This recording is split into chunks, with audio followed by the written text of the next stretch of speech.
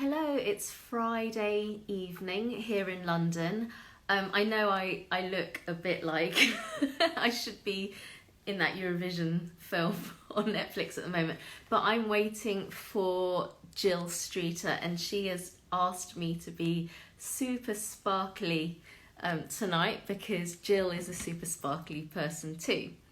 So she should be joining in just a moment because I gave her a bit of a heads up. And she was a little bit nervous because she doesn't really use Instagram. So I've kind of, somebody has just asked me, I think you always ask me this, play Jardas. I haven't played Jardas for many years. So I don't think anybody really wants to hear that right now.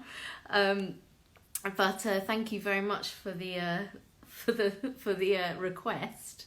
So hopefully we're going to be joined by Jill Streater, who is an absolute legend in her field. She is a music copyist, which means pretty much when you're doing a film or a project, say at Abbey Road, that somebody has to be there to pretty much make sure all the parts are written out. So a composer might give it to Jill and say, can you kind of orchestrate, put all this into parts for me? And she has to do that. So it's a very, very long and laborious kind of process. So let me just check that she is on her way.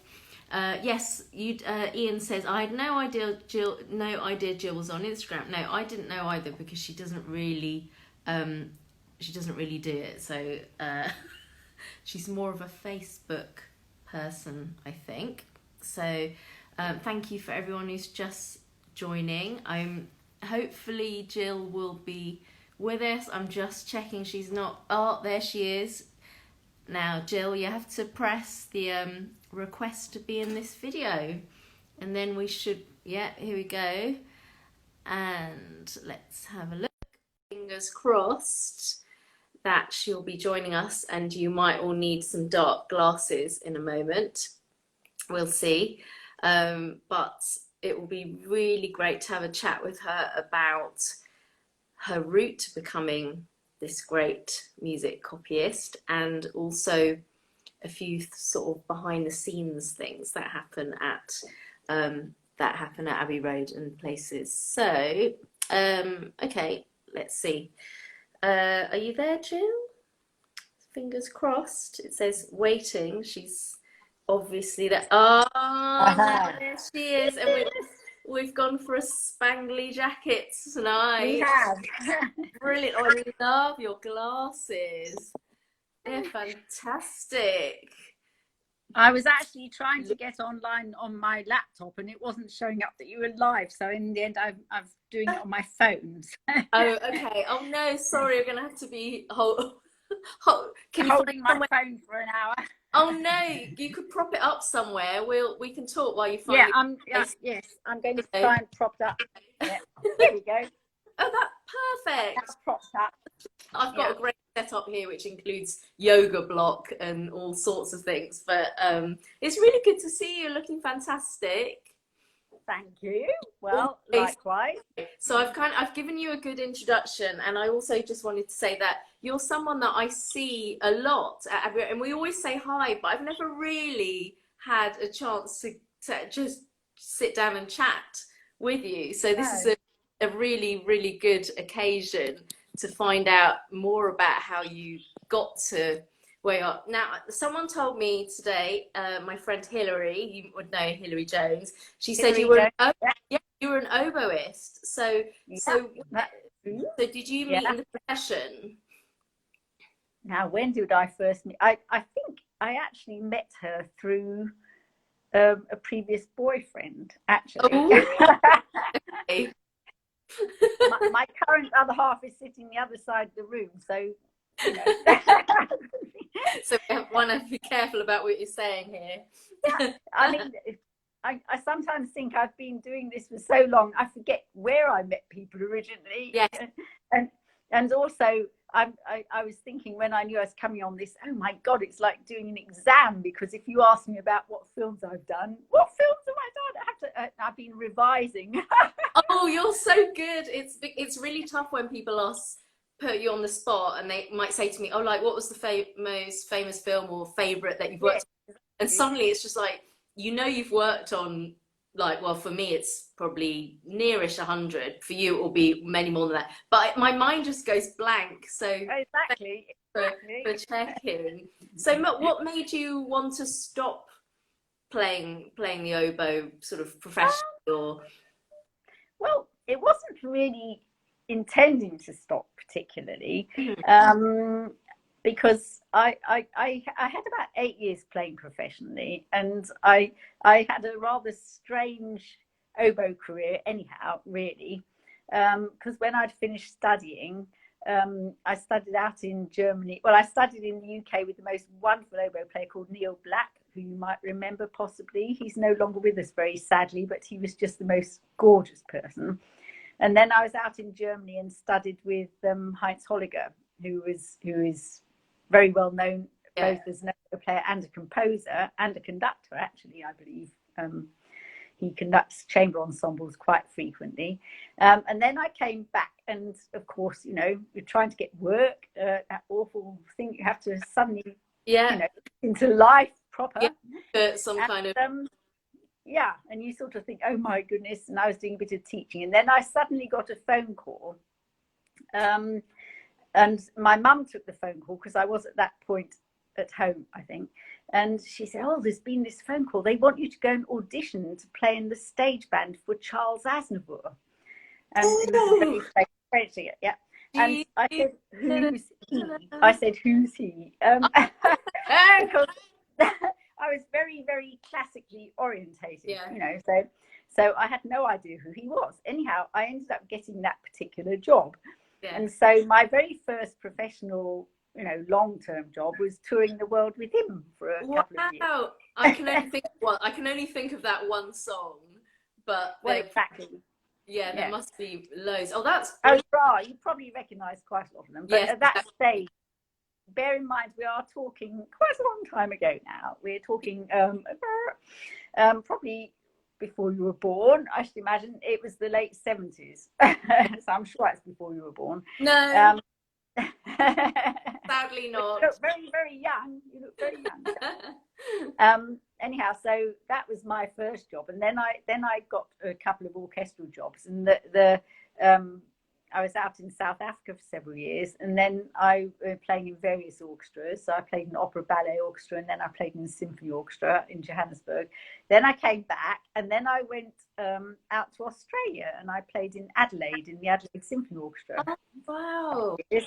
And then I came back again, and it was at that point that I realised that maybe it was going to be quite tricky making the oboe, getting into the playing world again, having, I've been going away all this time, 3 times I disappeared from the UK. And of course, in that time, all my particular peer group were busy doing auditions, getting jobs, set into their, into their lives. So, and I came back, I was getting some freelance work, but I also, while I was in Adelaide, had actually done a little bit of copying. And I should actually add that for many years, I had no idea that anything existed that was called music copying. And I don't know who might be watching this, but it's possible they don't know what music copying is either, because it's one of these weird things to try and explain to people, because they don't actually realise it's a thing, So tell us in your words what we would understand by music copying. So the way I usually explain it is that there's a chain of commands within the average recording of film music or whatever.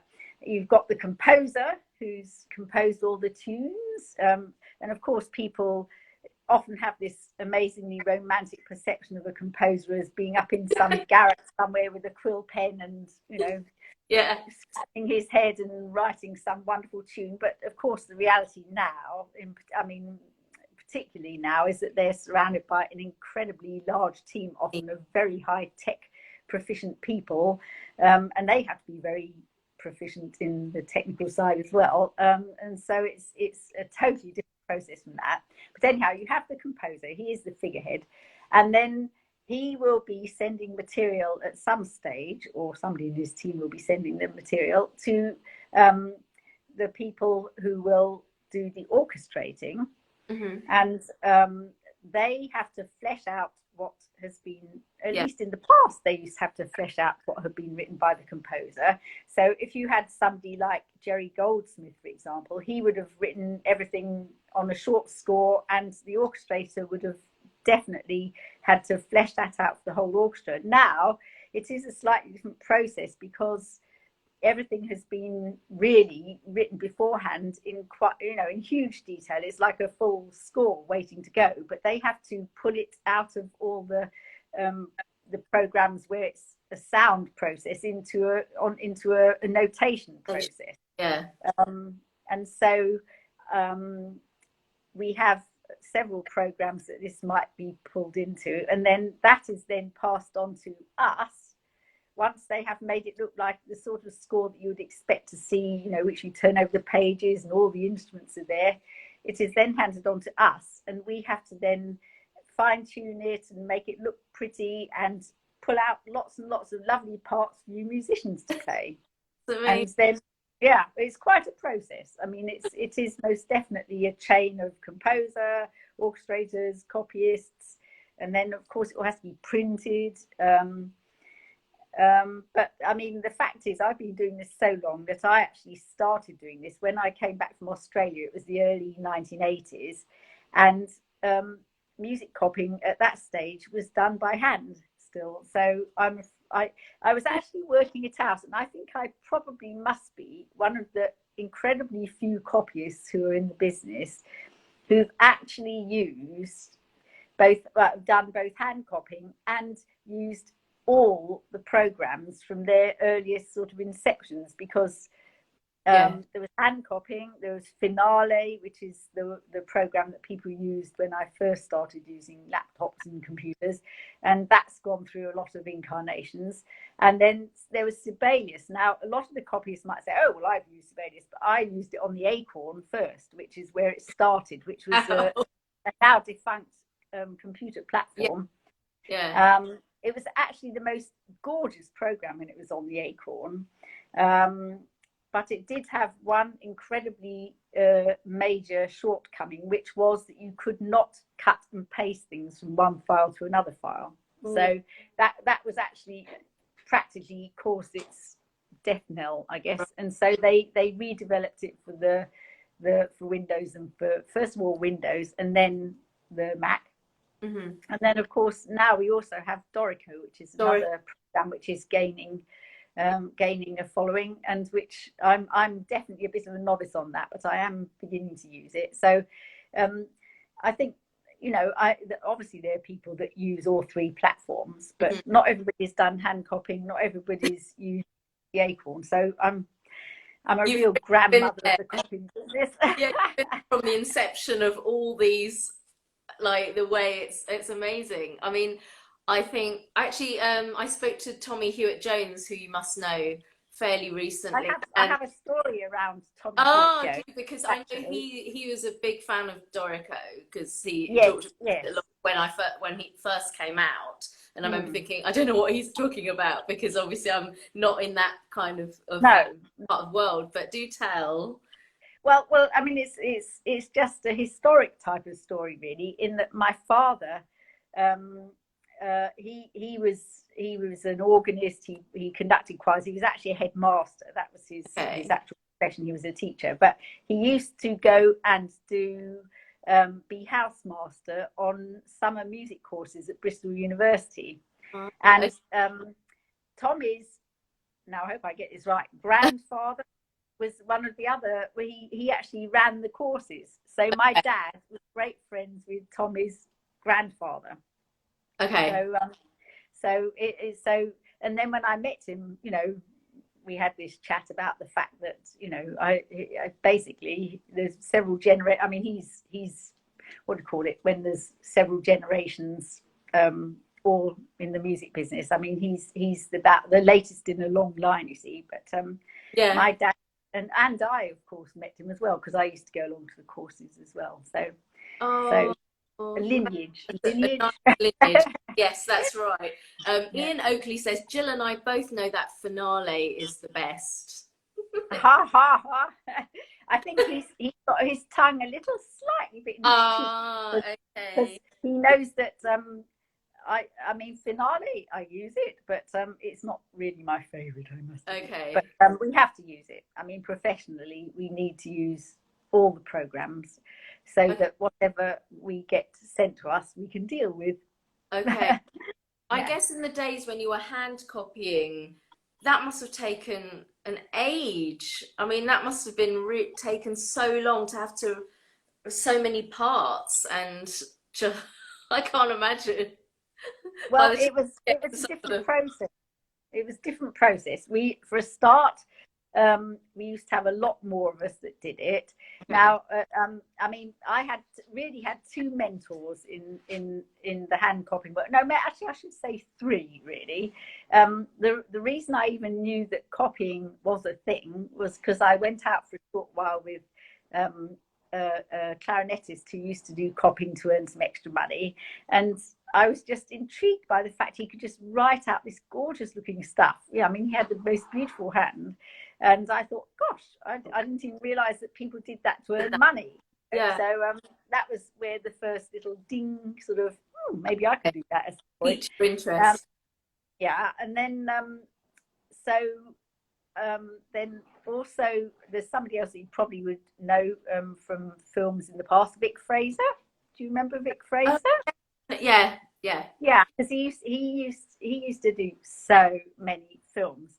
Yeah. I know he always would tell a story of he'd have a whole team of people. I mean, a large team of people, and I mean that is one thing that's happened, is that the teams have got smaller proportionately because so much more is automated and zips around on emails and things, that you don't really need such a large team. But he tells the story of, I'm sure he says this, he had 10 films going at the same time, all being hand copied, or 10 projects, let's say 10 projects, so maybe they weren't all films. And so he'd get copyists ringing up, and they'd say, oh, hello Vic, I've got a question. And he'd say, right, about 1M10. And he'd say, which 1M10? Yes, absolutely. Got so many films going on, and they all had similar cue numbers. Yeah. So I don't know how he coped, but he certainly introduced me to doing copying on films. Right. And then my other colleague, Annie Barnard, who you never know, she might actually be listening to this, but she'll probably listen later if she isn't listening now. She actually gave me my big break in terms of actually doing copying in the UK, because I did this little bit out in Australia, where they consider a panic to be if you had a month to do it. And of course, since I got back to the UK, as soon as I got back and did any there, in fact, yes, she's there. Right, well, I shall tell the Birmingham story then, Annie, which I had a little bit of depping work as a show up in Birmingham. And this was back in pretty soon after I got back from Australia, I guess.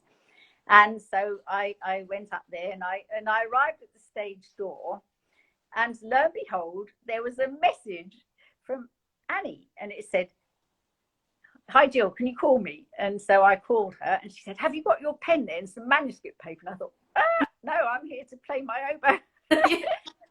I haven't got anything. Oh dear, and I said, well, maybe I can get hold of some. So I had to go to some corner shop somewhere and somehow find a pen. And of course, that's what we used, a pen with cartridges. So it probably wasn't the right sort of pen, Annie, but I'm only telling you this now. And I also had somehow found a manuscript, some sort of manuscript book in the corner shop. I don't know how, because I didn't have any manuscript there. And it was what you might have called a baptism of fire, because I ended up spending the whole week playing the shows, but in between sitting in the dressing room of the MD, who happened to be a young chap called Chris Walker, who Annie is now married to. So there you go. That's another story. And learning how to hand copy band parts, you know, which were then going straight onto the stand and being played. And oh Oh, my goodness, gosh. that was a baptism of fire. It really, really was. Oh, For a start, I'd never copied out a drum part in my life. And Chris is renowned for his drum parts. He does like a nice, busy drum part, or he did in those days. I don't know whether he's listening as well. Anyhow, so that was my, you know, I really, really learnt a huge amount from that. And then I obviously managed to do it without totally messing it up, because she used me more after that. So I learnt a huge amount about theatrical copying, you know, copying for shows and musicals from Annie. So I have to thank her very much. I don't suppose Vic's here, so I can't thank him, but I owe him a lot as well. So that's how I'm going. You know, I was in the right place at the right time at the stage door of the theatre. What was it, Royal in Birmingham? I don't know. I can't remember what the name of the sometimes it's just luck, isn't it? It's just being in the right place at the right time, and an opportunity just kind of falls in, you know, into your lap, and it sets off this chain reaction, and you know, you never looked back. Oh, Ian says, you ladies are both such bright sparks in the UK music industry. We're very bright sparks. For sure. Yeah, trying to liven up people's Friday nights. So usually, would you find that you're not particularly time pressured, or are there projects where things are done mega fast? I can imagine, because stuff just comes in so late. I mean, I remember sometimes coming onto the stand and it's literally warm, because you've just printed it out. Yeah. Or it's like in the break, oh no, they're just recomposing. You're just like, okay, you've got 10 minutes. So I imagine it's quite high pressure in that case. You need to be very cool, calm, and collected to do what we do, really, because it's always time pressured, and you need to plan for that, you know, from the very outset. When we were hand copying, that was when we'd have a big team there. And for example, I remember on there was a TV series called Band of Brothers. And oh yes, I love that. Vic was in charge on that, and I can't remember how many copyists he had. We were all at Abbey Road, and this was before they even had the area, the lounge area where we now work. Yes, and we were scattered all over the building. Some people were in the house next door, which they had kitted out with. It was sort of like an apartment, really.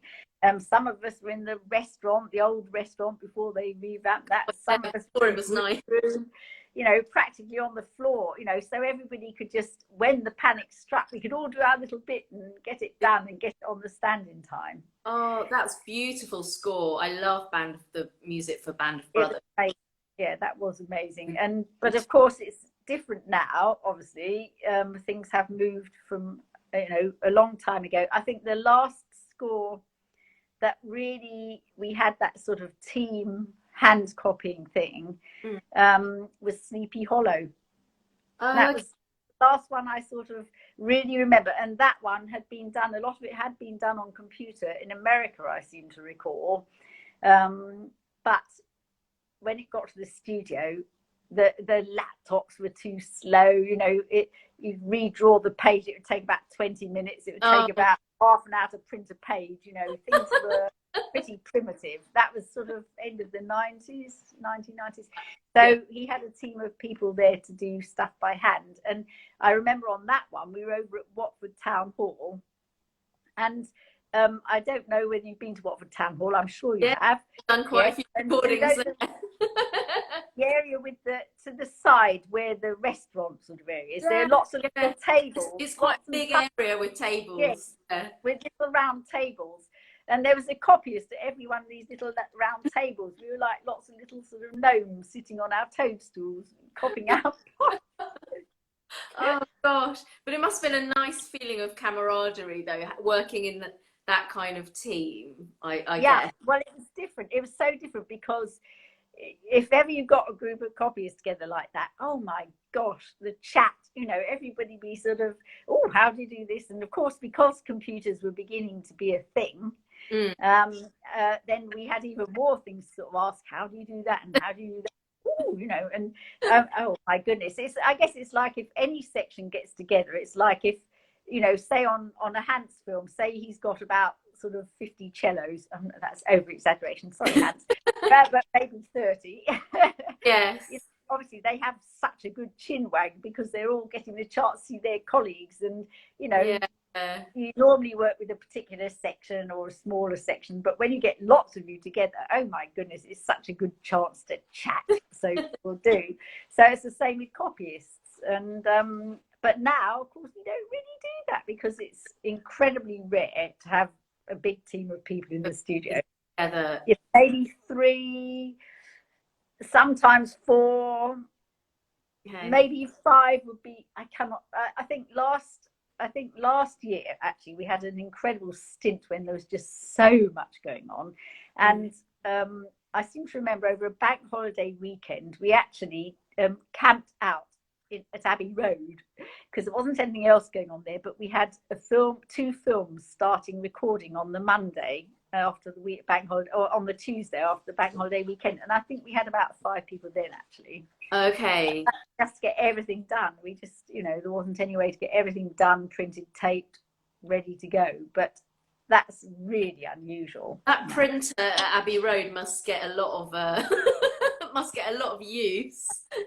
Well, I have to say, I do use it, but we also take our own. So quite often we might have three printers going. We could even have 4 going. It has to be known, because quite often I've ended up with both my sort of studio printers at the studio, and Annie might bring hers, and we've also got the studio one, and they're all doing something, you know. So you know, there's a ton of paper that gets used. Yeah. And, someone says, "Thank God for computers," and a fantastic chat. Thanks so much. Oh, well, who is that? Noon with a tune. Oh, that's young Tristan. Oh, and so not alcoholic, folks, non-alcoholic, but I will have some alcohol after this. I think. Oh, yours has got fresh mint in it. I know, I've got a whole load of fresh. I know it looks like a herbal tea or something. It's just I've gone a bit overboard with the mint. Oh no, it's lovely, Crofton. It is nice. You mentioned Hans Zimmer, who I think I've only worked with once. And I've seen you have a lovely photo of him. Is he a nice man to work with? You've done a lot of work with him before. Tell us. Yeah, well, I love working with him. I tell you why, because he has such a passion for what he does, as do I, which hopefully comes across. And I just think it's lovely working with people who have a passion for what they're doing. Yeah. You know, and so those are always the best people to work with. Yeah, the enthusiasm is just kind of infectious, and it just makes for a really nice project. Because I guess, I mean, sometimes if it's a big film, we tend to spend a few days together, right? It's kind of one of these, and you end up, you know, if it's something you feel that people are passionate about, and the director and the composer are really into the whole project and film, and it just sort of makes the whole thing seem so much more exciting, and you want to play really well. Certainly from my point of view, you just want it to be, you know, you think, I can't wait for this to come out. Obviously it's always very weird for us to see the film in very short bursts, totally out of order. So that's the same thing, you see. That's how I see it. I was watching your Fiona interview, and of course they get to see it you know, in a more complete sort of, well, it's still out of order, but they get to see more of it. Yeah, well, if it's a thriller and you're trying to work out like exactly the kind of context of things, and it is quite weird to see it all like that. Are there how do you deal if somebody is a little bit trickier to work with? Has that ever really happened? That must have happened to you in your time. Right, yeah, of course it does. Yes, well, with tact, diplomacy, and keeping one's cool, and just, you know, try and adhere to what they want without, you know, losing it. Because is it, I mean, a case of, obviously, I know so many people will have assumed, and as I would have done years and years ago before I started in the profession, that a composer would have been sitting there writing music for film, writing as the whole score. And as you say, he's pretty much sort of doing a skeleton part of it, or the main tunes, and then it gets kind of farmed out to other people who use what he's given and pads it out for an entire orchestra. Are there ever times where they sort of come back and say like, oh, that's not quite the sound I wanted, or are they generally pretty open Oh, well, to what, who do you mean? The sort of the the, exec, the yeah, clients? or whoever, yeah, the ones who I are. guess that wouldn't be my problem, I'm glad to say.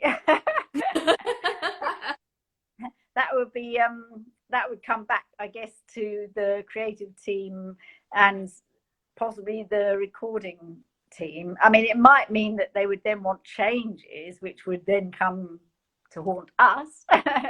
If they suddenly say, well, but that bit just isn't working, I think we're going to have to revise it.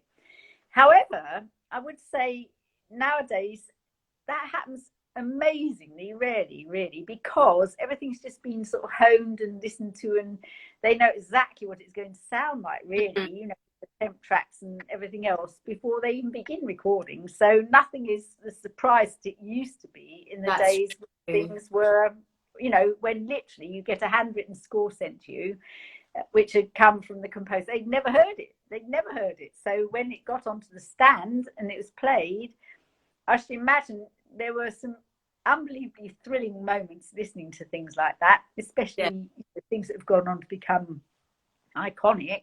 But also, it might have provided a few nasty shocks sometimes, and then that get the revisions. Yes, of course, because now there's so much sampling, so you can put it in through the computer, get an idea of how it's actually going to sound. They know exactly how it will sound. All of it. Really do. Every last note. Taken the mystery away.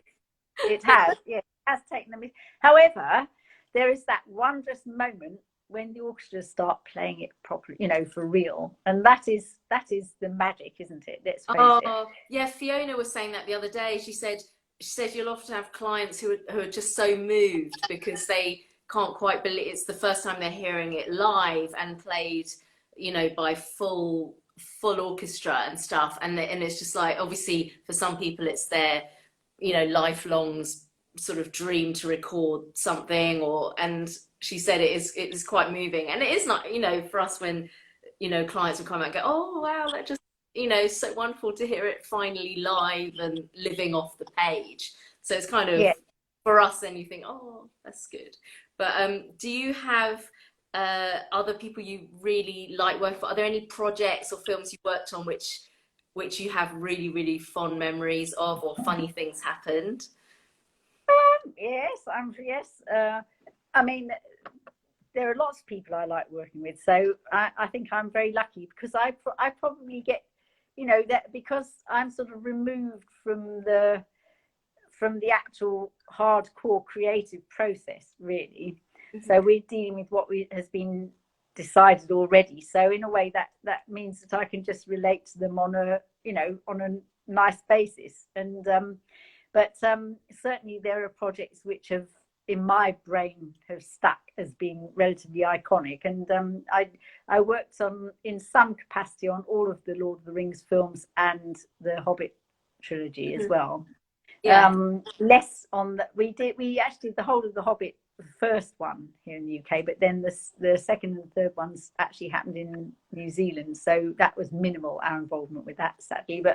But I mean, that really was fairly epic. It felt like really it took up 3 years. The Rings. There were a lot of sessions. That was a lot of sessions, I think. It was a lot of sessions. I wasn't on all the sessions, weirdly, though. Now that's the thing. The first year I was at the studio with Vic, and then the second and third years I was actually at the Dorchester Hotel working directly with Howard. Okay. So that was memorable, very memorable. Yeah, I've worked with him once, actually playing when I used to play in the with the LPO, so years ago. It's amazing to see how different composers work in studio, and he's a very considered person from what I saw.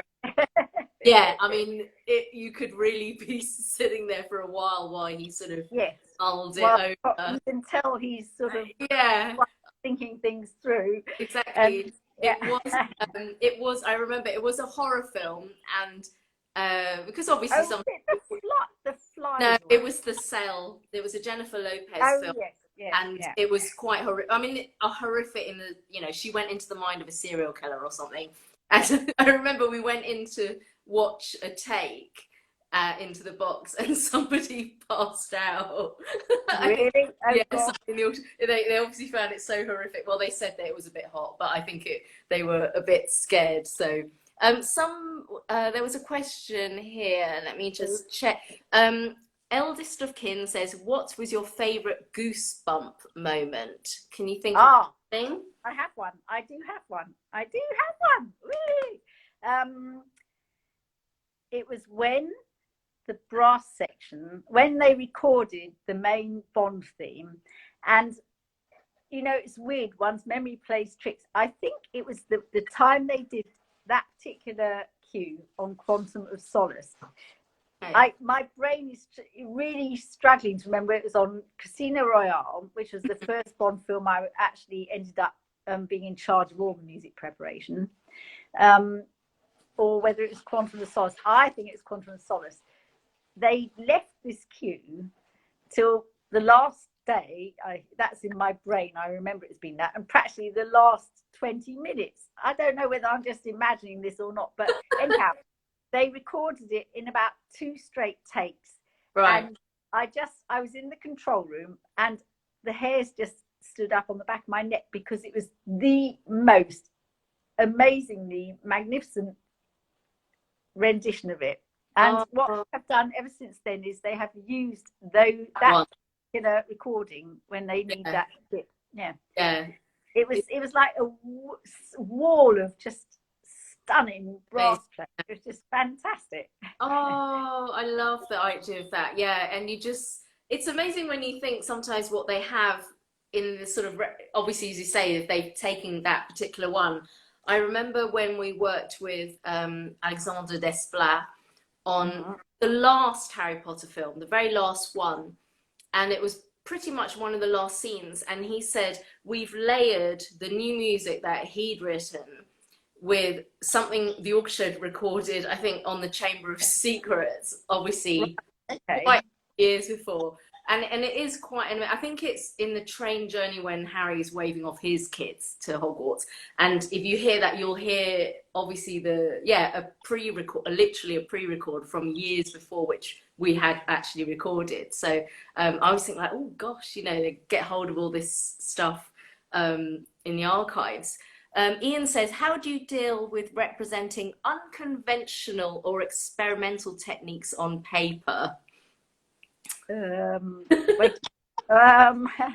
he mean when it's by hand or on computer? Does he? I think so. I guess if somebody's asking for something which is a weird sound or it's funny because actually I had a talk with Colin Curry the other day, and the percussionist, and he has put a video where he's playing it's body percussion, and it's the most amazing. So anyone should go and check out Colin Curry.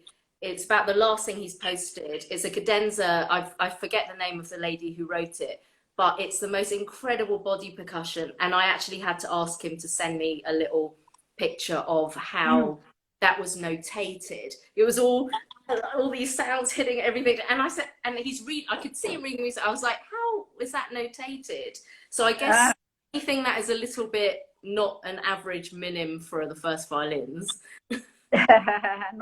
Well, what I would say is that since we're now dealing practically, I mean, it's really rare to get a handwritten score through.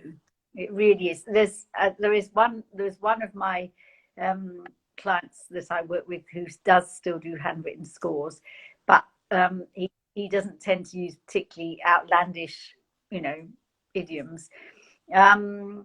And when we were doing a lot more handwritten stuff into the computer, then obviously we'd have to deal with whatever they put on the page. We had to somehow represent it on the music notation program. But now, in a sort of weird way, quite a lot of our job has been sidelined, so that the orchestrator is effectively doing our job because they're the ones putting the stuff into the score.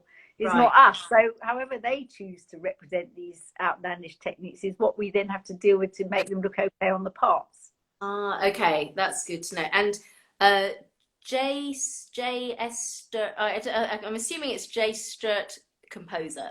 What is the shortest turnaround you've had for a music preparation project? So I imagine you really A had to. day, less than a day. Oh, Well, it depends what it is. I mean, I have had and achieved doing a fix for the orchestra, which I've been given at 10 minutes at the end of the session, and oh, I've really run back to my computer, cool, calm, get it out, whatever the fix is, print it, rush down, hand it out. They recorded it, and got it done. yeah. We Well, have you done that. the I thing have done that you've often, run into really. the studio. I'm always amazed, and even if Now it's I can't. I can't now. oh, it's In fact, what's quite amusing is that, well, it's obviously the whole situation with the COVID, extra parameters that are in yeah, place. no It's coming not, out into it's the not studio. fun. It's not, it's for serious reasons. But one quite amusing little side story is that I have actually started doing projects again, and I was at Air a couple of weeks ago, and they've got a lovely young chap who works there called Ash, and the composer I was working with, I'd said to them before, you're going to have to make your minds up what you're going to do, because there's, I can't, it's not going to be the same as usual. I won't be able to keep printing stuff out and doing fixes and, you're going to have to, because it's going to be hard to get it out to the musicians. But of course, there was quite a degree of, oh, I think let's just try doing that on that. Can we have a such and such part? So I would print out, and poor old Ash was up and down the stairs. He had to take it from the printer when I print and rush down again. So he got a lot of exercise in those days. I bet. Yeah, because usually you would be able, yeah, I know there's been so much worked out in all the studios Yes. for the safety of everyone involved. So there would usually be, as I said, I would maybe go and listen to a take in the bottom if it was something quite exciting, or I always remember you coming out with some extra sheets of paper, Yeah. always with a smile on your face. And the thing is, sessions are often, I mean, they're great fun, but you can feel really up against it sometimes. So if Oh, you're very mindful gosh. of the time, you're sort of like, well, we've just spent an hour on that and we're kind of running out of time. Gosh, I was You're, behind. yeah, and you're really Yeah. aware of, and I always, as something I asked Fiona was sort of like, how do people chivvy the time along? Sometimes when you're aware that actually, if the composer's conducting and you're just thinking like he needs to get a bit of a move on. So I know that it can be quite a stressful situation. Yeah. You're always Oh, there with a smile on your face. yeah. Well, yeah. Well, yes, actually, I do. Yes, I'm sort of, yeah, quite cheerful, really. But except on my passport photo. Well, nobody looks good in their passport photo. I mean, No, I've had a lockdown passport replacement thing going on, so I've had a lot of experience trying to get my photo so they'll accept it. You see, so it's oh, no. not allowed to smile, not allowed to have glasses. Yeah, I made the mistake once of having my mouth slightly open, and you're Oh not yeah, they allowed were to like show, yeah, that. you're not supposed to show any sort of teeth or anything. So I've got a really unfortunate resting bitch face as well, Yes, which so is am why I look I tend Irish to. now, yeah. Because I'm in repose or something at the bar. People go like, "Oh, you're in a really bad mood." It's like, no, I'm just like, sort of concentrating or something. But are there must be other projects that you particularly remember or have a good story about? Oh, crikey, let me think. Well, I can tell you another one of the Lord of the Rings Oh, yes. stories, which is, I mean, there were quite a few stories on that one, really. But Howard was, I mean, he would work to New York time from the moment he arrived in the UK to the moment he went back home.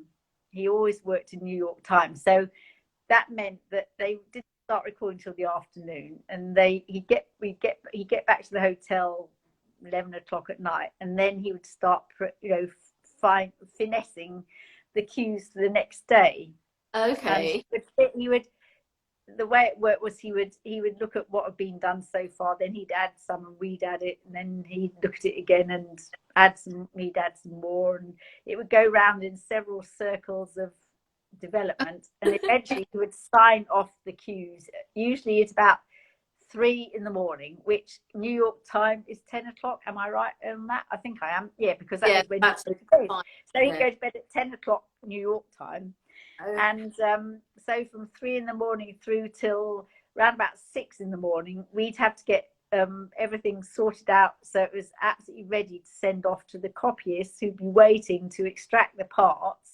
They'd be working from home, and then they would get everything to Vic, who would be driving to the studio in the morning, ready to print the stuff when he got there. So so that's how that worked. And well, 2 little stories really.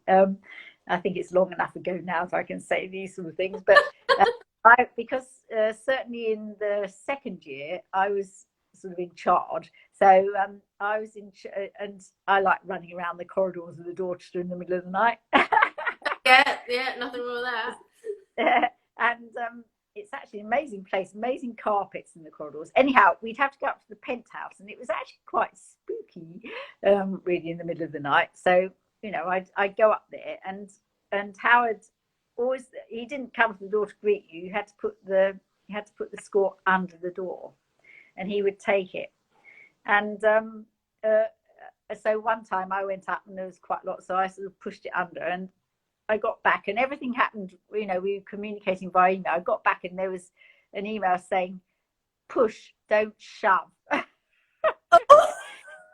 I obviously I sort of did it with a little bit too much vigor, but then another time I definitely pushed it. I did it very gently. Another time, this is another time, I pushed it under very gently, and suddenly it went jump from the other side. It's like waiting and just snatched it. Yes, it's like he was waiting there to grab it, and I oh my God. And it was about 4 in the morning, so it was this sort of door with this score going backwards and forwards. So that was quite funny. And then the other very, well, I think it was quite funny, was because there wasn't much time to sleep, particularly on that second film. I actually was staying at the Dorchester. I was oh, this reminds me of 2 stories actually. Annie, your name is going to come up in one of them. Right, one of the stories is that I was staying in the Dorchester, so I had this amazing room, and the bed was about 3 meters wide. It was absolutely vast. Right, you could have wonderful Carrera marble bathroom, and anyhow, so the bed was so wide, literally. Annie, one time she came in to help, and or she had to go somewhere else, and it didn't make much sense for her to go home because she lives way out of town. So I said, well, don't worry, you can spend the night in my bed room. So she did, but I was one side, then there was about 2.5 meters, and she was the other side, so it was all very, very proper. One of the stories. Judgments here. And then because there was so little time to sleep, I mean, I felt quite tired some of the time. So I took to having little naps under the table. And what they'd done was they'd actually taken up a whole sort of row of bedrooms in the hotel, which all had interlinking doors. And it was like a row of offices. So, and they had all these sort of banqueting type tables with damask, floor-length damask tablecloths on them. Oh, so you could not damask. So I went under I would have a little sleep under the tablecloth, under the table, on the floor, on nice carpets, you can imagine. So, and so one of these times I just must have a little nap. So I went under there, and I was, you know, having a little snooze. And then suddenly I became aware of these polished shoes standing just about 6 inches away from where I was under the table, and then Howard's absolutely inimitable voice saying, "Is Jill here?" So I was thinking, oh no, now what do I do? I hoped my colleagues wouldn't give me away, and they were troopers. They did not give me away, and they said, "Oh, I think she's popped out for a minute, Howard. We'll get her to get in touch with you when she gets back." So, oh, okay. So he went off, and these shoes receded. Oh God, it's like something out of a film itself. Oh, It was oh, such a process, honestly. The whole. I know every single area of that film would have stories galore. Really, yeah, you know. I'm Yeah, sure it's such a everything. huge saga, huge project. I have so many friends. The LPO recorded Yeah. the scores. I have so many friends who said, it was like, wow, it took up the most immense amount of time for them. I mean, funnily enough, things which make me laugh because I think around the same time we had also recorded the prequel films for Star Wars. So, and I remember we finished early, like a couple of days early on one of them. I think Attack of the Clones or the next one. And we were like, going, oh no, we're still going with Yeah, Lord. still going. And I thought, okay. Just to say, we've got 10 minutes left. So if anyone's Oh, my got a goodness. question for Jill, pop it in the comment, and Yeah. we'll get back to that. The score thing under the door really makes me think of the film The Devil Wears Prada. I don't know if you've ever seen that, where Anne character has to deliver the book to Meryl Streep's house, and it's a kind of like, I don't want to see you, and you have to sort of yeah. That's just exactly what I thought. I kind of made me think of that straight away. Oh dear. So obviously you said you've already started doing some projects again. So do you think this is going to be it for a while, a kind of case of a social distancing orchestra, or do you think it's just we will steadily get back to a kind of normality? I think it's going to be quite slow. I really do. I mean, the way it seems to be is that there was a little slew of projects that hadn't quite finished before lockdown, and they, had little pickup sessions and things, a few pickup sessions, and then there were a couple of projects which sadly we weren't quite ready for them here in the UK, so they went to Vienna, which meant there was quite a lot of work, but I was sending it out to their people to print and everything. And then this last week, I have actually had two projects though. So, and it's been working. It's actually been fascinating. And I mean, the one I've just finished, I got back home a couple of days ago, was a project with a lovely American composer, Josie Trapanese, and actually, with the strings spread out, it gives the most amazing bloom to the sound. This was in Abbey Road 1. Right. And they're all distanced, of course. But it really, really gave quite a special sound, I think. And also, he had quite an unusual setup in that the violins were they were at the back. Ooh. So yeah, the violas were being first violins, which I think they quite like it actually, and the cellos were how they were their normal side, and then the violins were sort of behind, and the bass is in the middle, and it really, really was. I thought it sounded lovely. It really did sound lovely. The brass, I think, is trickier when they're further apart because. It so much depends on them it's got to be really sharp and incisive. And of course, they had to adjust the fact they were, 2.5, 3 meters apart. Makes a massive amount of difference for them, their breath and kind of the sound traveling slower. Oh, we've got a question again. Apologies for a deep question. Do you have any advice for those who wish to go into copying, bearing in mind the state of the arts right now?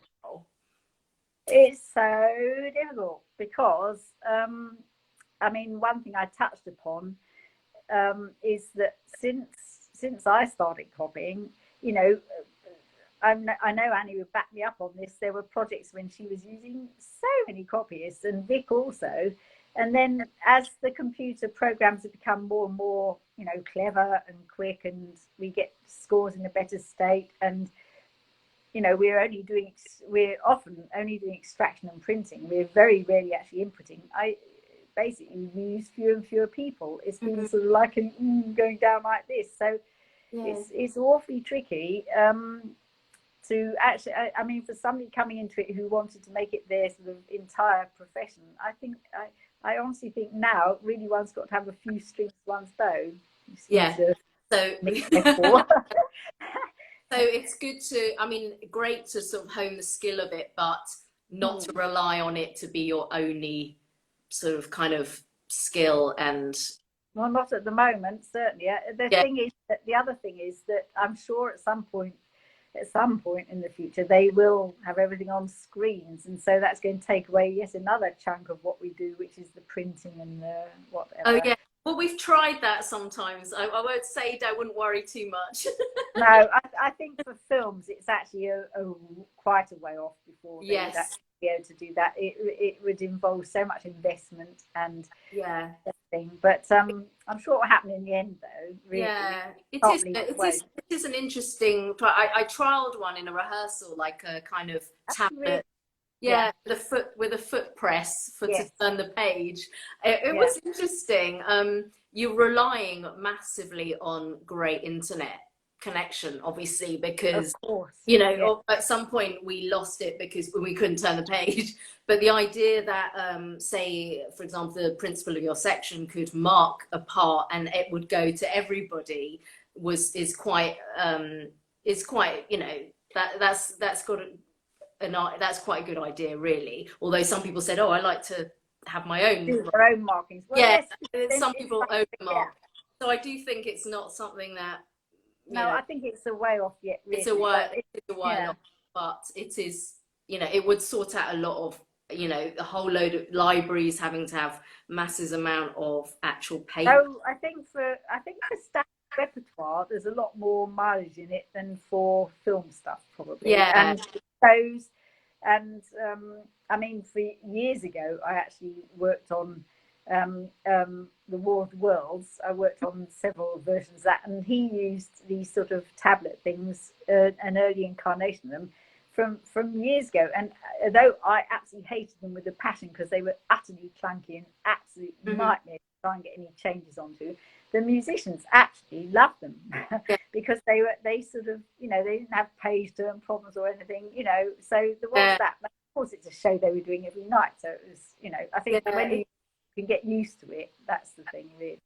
Because also with the sort of often you guys printing out all this music, there's just so much paper involved. Often it's printed quite large, and then there might be a lot of page turns, and oh god, it's so embarrassing when you not you know, you've kind of tried to origami the page and you're going to and the whole thing, like a concertina, comes down and it's in the middle of a take and everyone's just like sorry. Well, probably since you were last there, possibly even, I have actually, it was my instigation. I got I got Abbey Road to get board things. Oh, okay, brilliant. So that because you know how Air have got them. Well, Abbey Road didn't have any, and I said, I honestly think for whatever project it was, I can't remember what it was. Oh, actually, yes, I do. Yes, but I said I think they're going to need boards, so they have got some sort of board things, which helps a little bit to spread it out. Good. But their stands are less chunky than the Air ones, aren't they? I think that's right. So. Yeah, it's just really dangerous at the sides. So next time I go there next time. Next time I'm there, I'm going to say this was a fantastic idea. Whoever instigated this. So anyway, we've run out of time. I could talk about this all evening. Thank you so much for all your stories and telling us all about how being a copyist works, because I didn't really know. I have to say, I don't know if I have really. I just remember seeing you there always, you know, with music and with a big smile. So thank you so much for being so generous with it's been so fun. As you said, it would be fun. My main worry was actually getting onto the actual call. It's still not saying live on my laptop, so I don't know what I would do that. Never mind. It's lucky I have I thought I'd have my phone to hand in case it didn't work on the laptop. That was a good idea. Well done for that. Right, does it just cut when well, thank you so much. And see you soon, hopefully. Send them to me, anybody that has a question I didn't answer. Yes, do get in touch with Jill on Instagram or on Facebook. So take care of yourself. Bye bye. Bye. Bye. Bye.